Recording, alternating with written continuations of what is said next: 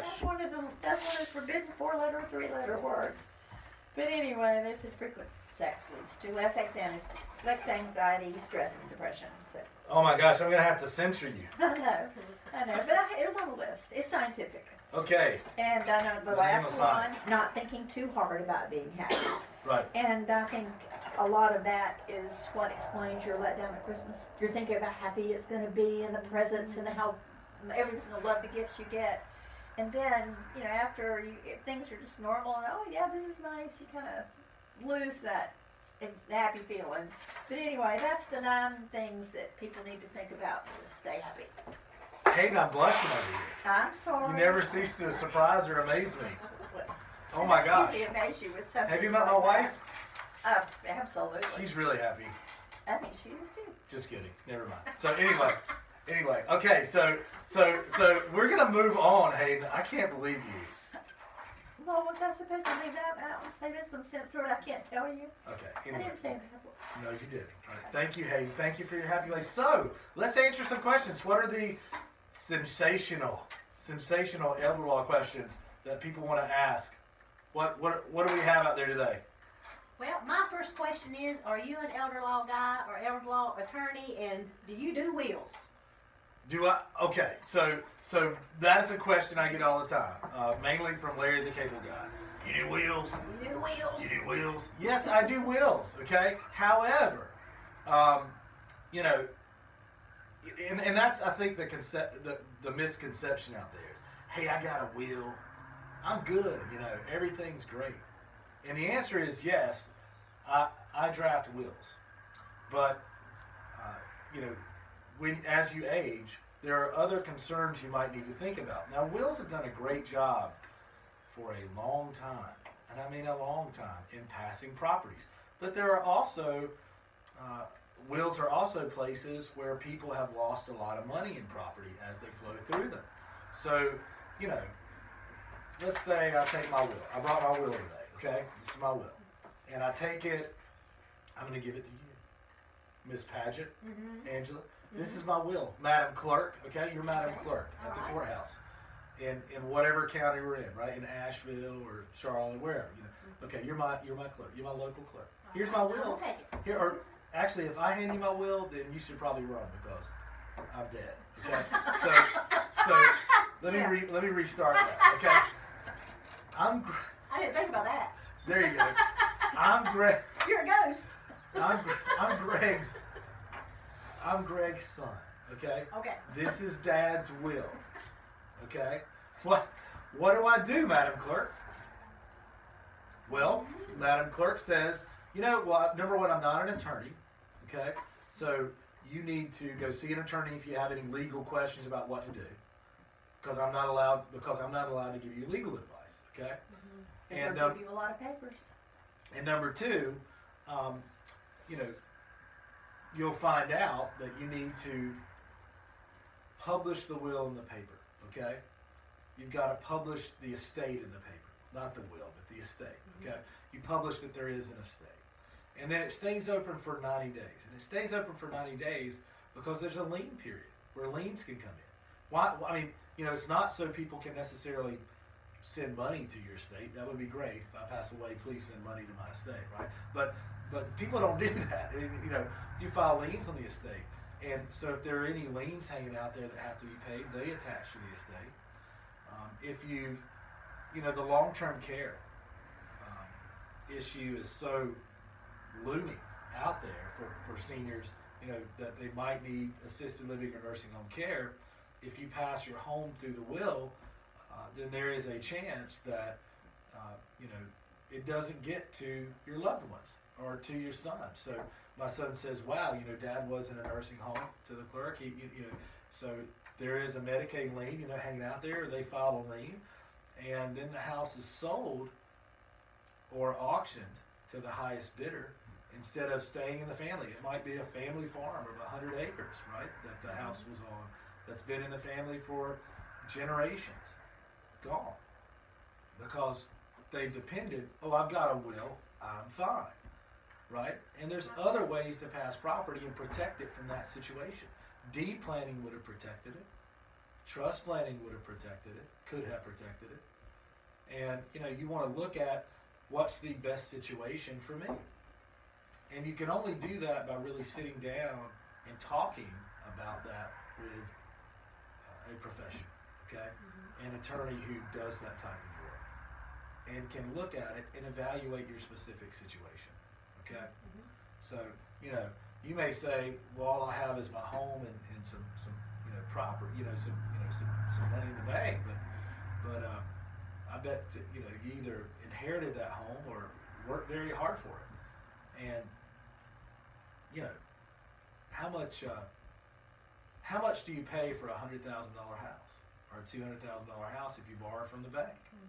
You'll pay 2 to 3 times that much in interest over a 30-year mortgage. So you put a lot of blood, sweat, and tears and work into paying that thing off. Do you want that? Could that benefit your grandkids, Hayden?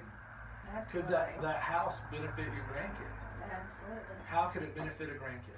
I hope they'll go to college and I hope they'll, have the benefit of not having to have a student loan. So it could it could help them or go to trade college. school or It could whatever. change the trajectory of an entire lineage, an entire family lineage. Sending kids to college. There's many things you could do with that money that you work so hard for, aside from simply because of the way the current system is set up, and the fact that many people lose everything they've worked for their entire lives during the last few years of their lives because of the cost of long-term care, which is high. And it takes money, and I get that. I get that it takes money to run an assisted living or nursing home. I totally get that, and I respect that. It takes money to run anything, okay? But it still is disproportionately priced for what you need compared to what average citizens, middle class people who get crushed, are able to make. And the middle class is really who gets cut off at the knees in this situation, because they have a guilt that says, I'm going to pay for everything out of my pocket because I'm hardworking and that's what I was taught and that's how I believe. Don't they? Yes. Don't you agree? And that's how I believe. I'm the same way. Well, That's how I am. The middle class gets hit harder because people who have Maybe very one day little have if little I work to hard, I use. can make it into the middle class. I got a wife and 6 kids. I mean, my wife makes me better, Well, and so do the kids. But they cost money, the very wealthy have factored that in. They have, the money usually to pay for what they want rather than what they need. And the people who are unfortunate, don't have a lot of assets. They don't have much to lose, and the people in the middle get crushed because they. I'll tell you the aren't conversation enough. that I love though is just where I see people run into conundrums with themselves and their thinking. And I have the same way of thinking, and I do this too. Is, man, I don't want no Medicaid to pay for anything, right? I know However, people like that. how are you going to pay for it? How are you going to pay for it? My grandfather was in assisted living care for 14 plus years. How are you going to pay for that? How are you going to pay for a few years? Because Well, I'm looking at your bank account and I don't see the funds there. One of the questions. Are you willing to give up your house? Right? Well, I don't want to, and it's like, okay, so you can make small moves and do deed planning to protect that home. Well, one of the questions people don't ask is, Right. will Medicare pay for long-term care? Are you talking about expect Medicare or Medicaid? Medicare or Medicaid. So, well, your so Medicare, you're getting into another question. So Well- so that's another question is what's the difference between Medicare and Medicaid? Right. And what options are there out there to pay for long-term care if that happens? Why should I even care about long-term care? I know that's a question that you had that you wanted to ask, Hayden. Is why should I even care about long-term care? Why should that even be on my radar? Well, we get asked what are my odds.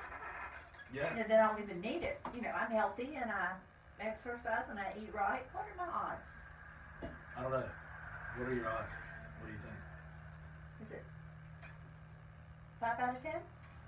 5 out of 10. Those are still pretty bad odds that you should plan for, right? That's 50-50. So 50-50. flip a coin that you're gonna, sink a lot of money into long-term care, and it's gonna possibly affect your spend down in assets. No, it's 7 out of 10. 7 out of 10 people, according to a U.S. Department of Health and Human Services report in 2005, 7 out of 10 seniors over the age of 65 years old are going to need some type of long-term care during their life. Long-term care is defined there as in-home assisted living, or nursing home care. So you better bank on that. That's better than Vegas odds, okay? I could walk into a Vegas casino and play blackjack and have better odds of walking out with money in my pocket than of, you know, avoiding long-term care, all right? So everybody. Vegas should wasn't built prepare on for it. winners, okay? Oh, yeah. Vegas wasn't Everybody Vegas. should prepare. I mean, yeah, I mean, you know, if it's a 70% chance of rain today, you gonna bring your umbrella if you got one? I mean, probably. So should you plan and prepare for that? Sure. People need to know that. People need to understand the cost. How can you avoid paying that? You know, ideally, you would save the money, or you would have long-term care insurance, right? You would have long-term care insurance that came in and paid for everything. A Cadillac plane. And I don't sell long-term care insurance. I'm not an insurance agent. Okay. And there's some good plans. There are, but not everyone can afford it. Okay. Right. And I would advise you out there, if you're listening, you know, and you have questions or concerns, call your insurance agent. Call that person. Talk to them. Could I qualify? Am I young enough? What are my options? Do I need a traditional policy? A hybrid policy? What can work for me? Well, long-term care insurance has had a really bad reputation from the old days, when if you didn't use it, Sure. you lost everything. Right. But there are plans now that you can actually recoup your investment and still be protected if you don't. Yeah, use it. hybrid So, policies you can sink check a into certain amount of money into, and you can have a beneficiary. It's a kind of life insurance for long-term care riders, things like that. So you can still pass that money on if you don't use it. It'll pay back 4 to 5 times as long as it's vested. Yeah, it goes past the vesting period. I only know about those products from working with a lot of really good insurance people who know about long-term care. Okay, and learning from them. Well, a lot of people don't even question what Medicaid is, what Medicare is. So yeah, so if you don't have the long-term care insurance solution, and even if you do, most policies are 3 to 5 years.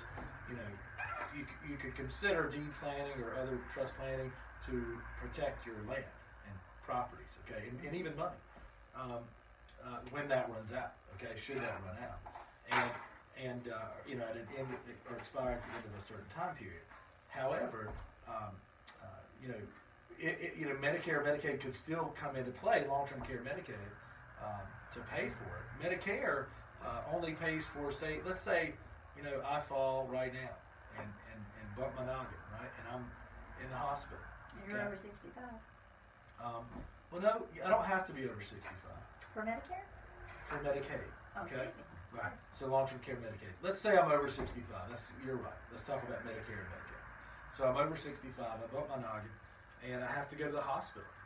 And you know, I come around, and you know, I can't stay in the hospital forever. You just, you know, it's not a place that you live and stay. So there are rehabilitation places where you would go to recover and recoup.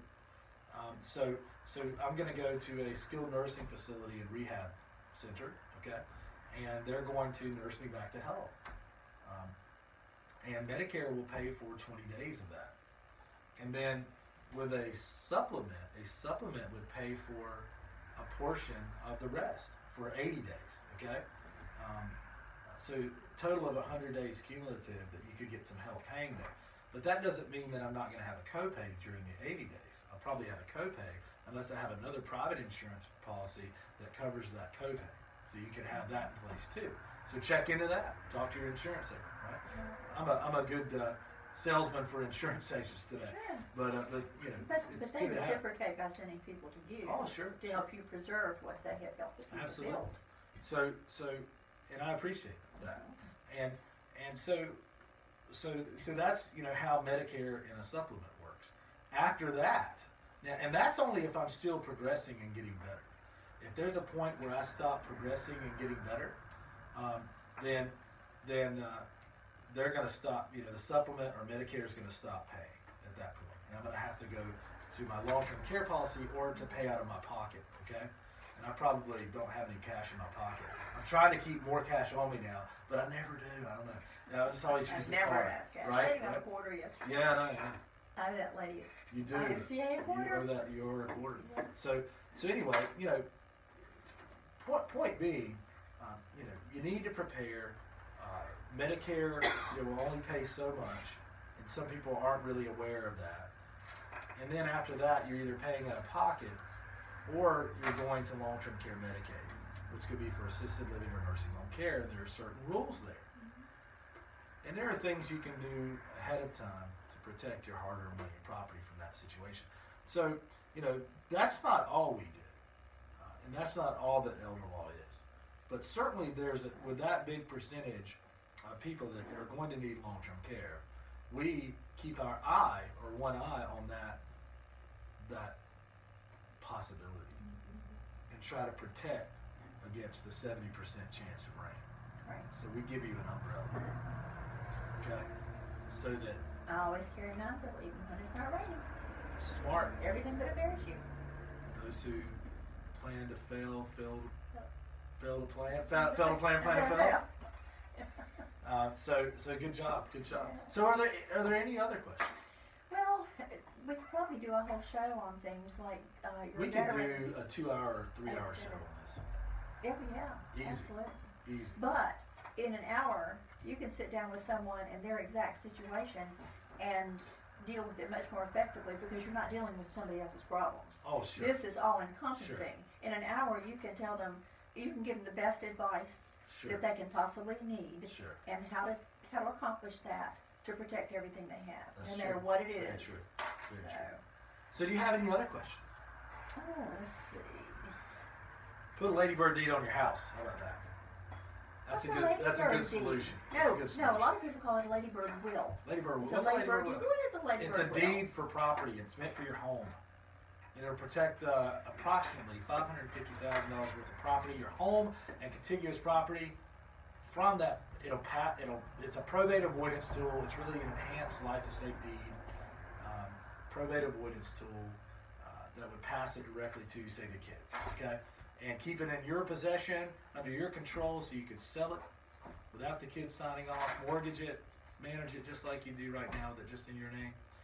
And it's for any contiguous property around the house too. It's just there's a value limit it's $548 and change, but it's approximately $550,000. Okay, that it'll protect, and of value for your property. So if your property's that or less, then and the real advantage of the ladybird deed is that even if you needed Medicaid tomorrow, come in and pay for long-term care, then it would protect that property. Not have to be sold or mortgaged or liened. Okay, not mortgaged, not mortgaged, but liened, so a Medicaid lien placed on it.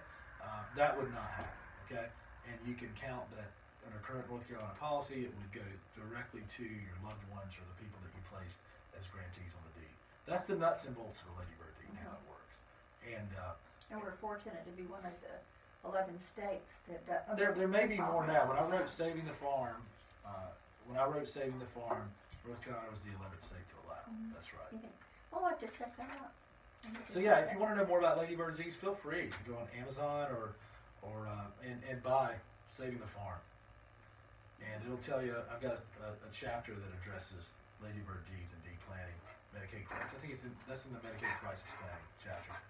You won't blow your own horn as much as I do. That is a fabulous book. Oh, thanks. I appreciate it. There are 4 very detailed pages of table of contents, and you can look up any particular thing. Go straight to a ladybird deed. It's page 45, something like that. I'm not sure, but anyway. I want to say it was 113, but okay. 112 or 113. I looked it up yesterday. But we found that clients are reading it cover to cover. Yeah. And so that's where I came up with the statement. It's a reference book that reads like a novel. Thank you. It is a great book. Check it out. I appreciate that. And if you're local, you can actually come by McIntyre Elder Law and buy a book. That's exactly Oh, right. you could, certainly. Certainly, you could come by McIntyre Elder Law and buy a book. You can buy it on Amazon. You can listen to the audiobook on Audible, or you can go to iTunes and listen to the audiobook, or get the enhanced audiobook, ebook or enhanced ebook, either on Kindle or iTunes as well. The enhanced ebook is really cool because there's videos of me and others, interviews, experts in there, like Tipa Snow, talking about specific subjects. The videos are right within the text, and you can just click on them and watch them right there. So you want the real Cadillac of that book, that's the enhanced audiobook on iTunes is phenomenal. I like my hard copy. Yeah, the hard copy you can mark it up, Yeah. set up beside the bed. That little flags. Well, thanks. I appreciate that. Hey, Thank I really do. We worked hard on that. I'm For proud all of you time. for writing that book. It's a great book. So- It even surprised me, and I'm one of your biggest fans. Oh, well, thank you. So, any other questions? I have a question. You Yes, mentioned, ma'am.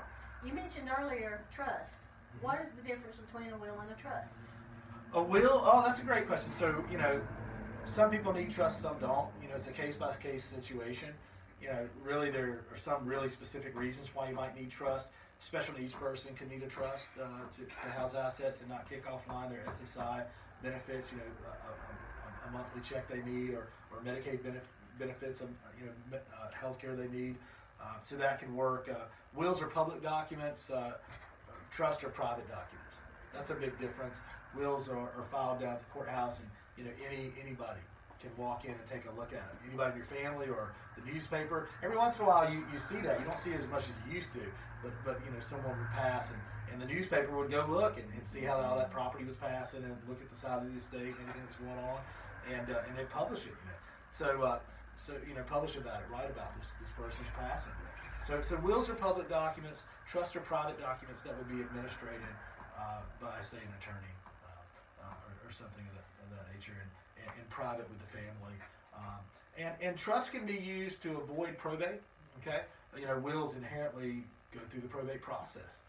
So you have administration cost and expense with wills or with trust to administer them, but you don't have probate, so you don't have to go through that experience. And with the courts in the courthouse, trust also can be protective documents to protect against that Medicaid spin down as well, right? Whereas a will only has power when you die and passes property at that time. Many people say, I have a revocable living trust, revocable living trust. I'm good, but from that Medicaid spin down situation or that long term care situation, the way that governmental program would look at you with being able to revoke revoke the trust that holds that property, they'd still look at it as under your control. So you have access to money. Yeah, because you can take it out, you can break it, you can put money in, take it out, do anything you want to. It's still yours. So that's not going to be protection for you. So you need to go roll to an alternative option like a Veterans Asset Protection Trust if you're a veteran and going for Veterans Aid and Attendance Benefits, or Medicaid Asset Protection Trust, an irrevocable trust, some other type of trust. So I think we're winding down with the questions. We're nearing the end of our talk. We should do another show on question and answer. Yeah. Let's do one in the next few weeks, maybe one a month until we can get many of the questions out that we'll talk about. Okay, and there's many other differences between wills and trusts, by the way. Okay, many other This will differences. be one long seminar Run on in sentence. sections, Yeah. because we can never get it all in a seminar. We have to kind of break it into sections. Well, I'll tell you, I can't thank enough the listeners out there. I appreciate it. I hope you grab a cup of coffee, sit on the porch or in the living room and hang out with me and Hayden, and today Angela Paget. We enjoy doing this show. I really, really enjoy doing this show. Hayden, you had a couple of things? Just I wanted to announce that next week we have Charles Tarleton coming to be our guest. He is qualified to upfit your home if you need to, for a senior. And also there's an alternative he can talk about, which is move. Do I stay and fix up my house, or do I go to one that's already? I think we're talking about senior proofing your house, right? Senior-proofing. Yeah, That sounds and because falls are so detrimental to seniors and can put the number one broken cause hip. of- It's the number one cause of going into a nursing home, really health deteriorating, and so you want to be able to be mobile, stay active, and make sure you don't aren't tripped up, so to speak. Okay, pun intended. But we'll talk about that next week. I can't wait to have Charles on. That'll be fun. And thank you for having me. I Thank you, appreciate it. Angela. I appreciate it. And, thank you for being here. If you want to follow us on Facebook, please do. You'll see the show live as well. And everyone out there have a great day and a great weekend. Make it a great day. Make it a great day.